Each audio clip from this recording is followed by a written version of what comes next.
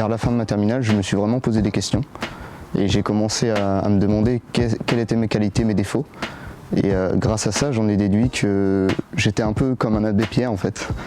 Et je l'apportais tout le temps plus que je devais apporter aux autres.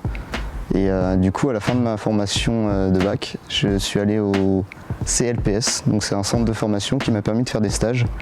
Et grâce à ces stages, j'ai pu découvrir le métier d'abord en infirmier libéral, où j'ai pu voir le côté avec les patients, donc l'empathie, le côté proche du patient, le côté humain, qui m'a beaucoup plu. Et pour la première fois de ma vie, je me levais le matin avec le sourire et j'avais envie d'aller au travail. Alors j'ai longtemps cherché quelque chose qui me plairait au sens profond.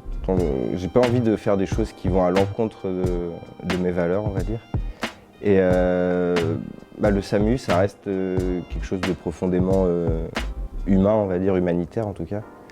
Et c'est quelque chose comme ça que je recherchais. Infirmière parce que déjà, je pense que c'est que je suis baignée dedans depuis que je suis petite parce que la plupart des gens de ma famille font ce métier. Et en plus de ça, parce que je pense que c'est dans ma nature, j'ai besoin de me sentir utile à l'autre et voilà, d'apporter un peu de l'aide aux autres. Donc c'est dans ma nature et ça s'est fait comme ça. Je ne sais pas encore ce que je vais faire. Je sais que j'aime beaucoup la psychiatrie, mais j'aime aussi les soins. Du coup, là, j'attends de voir mes prochains stages, y compris mon pré-pro, pour voir un peu dans quelle branche je vais me situer. Je sais que je vais faire de l'humanitaire, donc je pense que je vais plus pour l'instant aller dans le médical. Mais je ne sais pas encore dans quel service. Alors le CESUR, c'est une association qui est là pour le bien-être des étudiants. Nous sommes là pour créer des liens de cohésion et de solidarité entre les étudiants du pôle.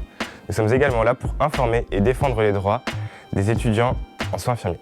Ce qui est bien ici, c'est que c'est en alternance où on va pas mal sur les lieux de stage.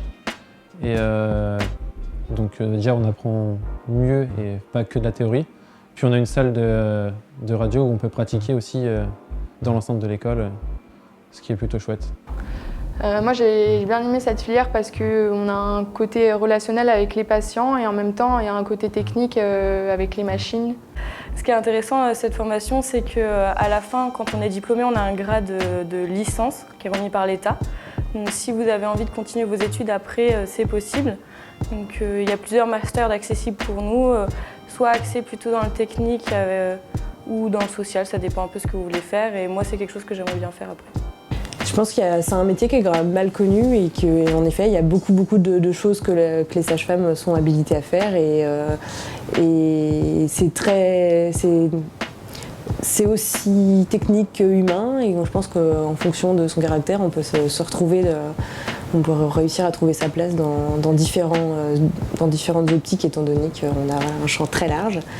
Et c'est très enrichissant parce qu'on a un métier où on se remet en question tout le temps puisqu'on est tout le temps face à des situations différentes et très enrichissant aussi personnellement parce que on apporte aux gens mais les gens nous apportent aussi énormément en fait, dans notre pratique et dans notre vie personnelle aussi.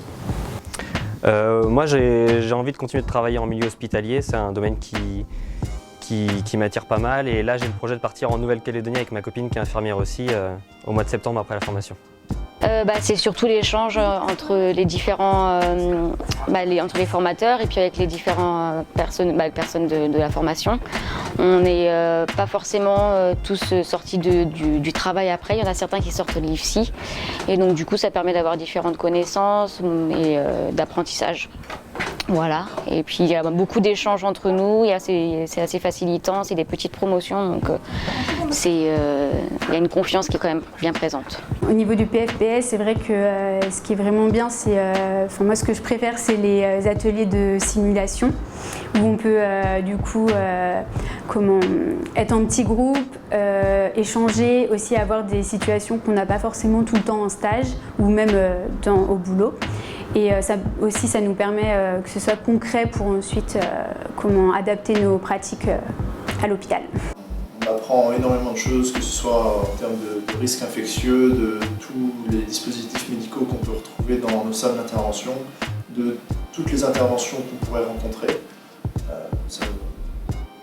Les échanges avec nos différents collègues de promotion, parce qu'on ne vient pas tous de blocs publics, il y a des personnes qui ont travaillé dans le privé, Donc on n'a pas tous les mêmes expériences et on a beaucoup à s'apporter les uns des autres. Tout simplement de ne pas hésiter, parce que c'est vrai qu'on peut avoir peur dans le cadre d'une reconversion. On a peur de retourner à l'école, on se dit qu'on est trop âgé, qu'on n'a pas suffisamment de compétences. Et en fait, on est dans une promo, on est tellement hétéroclite qu'on se rend compte que tout est possible et que c'est vraiment accessible à tous, peu importe l'âge, peu importe les diplômes. Voilà, c'est vraiment, on part de zéro, donc à partir de ce moment-là, on n'a pas à s'inquiéter en fait, d'avoir un manque de compétences par rapport à d'autres. Enfin, c'est un métier qui se diversifie de plus en plus, donc on peut avoir d'autres opportunités en dehors des établissements de santé. Ça peut être dans des organismes de tutelle ou d'autres établissements sur du management de projet ou même des équipes de direction.